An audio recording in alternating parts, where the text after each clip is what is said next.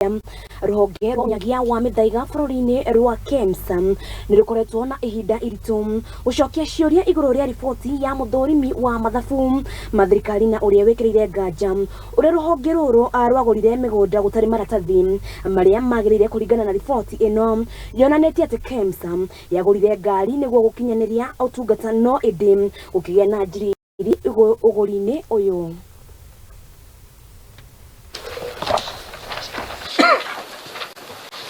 You will recognize in the report the land in Nairobi has a lease title that is pending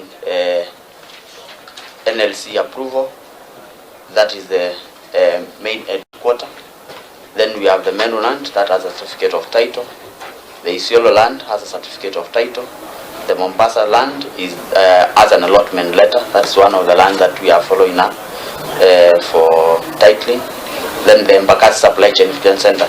This Nairobi main headquarter land is a review of lease which was granted in the last this 1 or 2 months. The number one. Then this is the main land which what we purchased in Embakasi as a certificate of title. Then the green site which is just next to that one also a certificate. Kakamega land has a lease title. Nyeri Depot has a lease title as well. Kisumu has a lease title. As an allotment. Then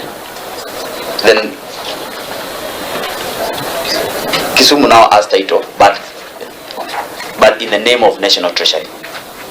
I think I apologize that is misrepresenting the allotment is misrepresented. Na tukitigana na icio turikia ginya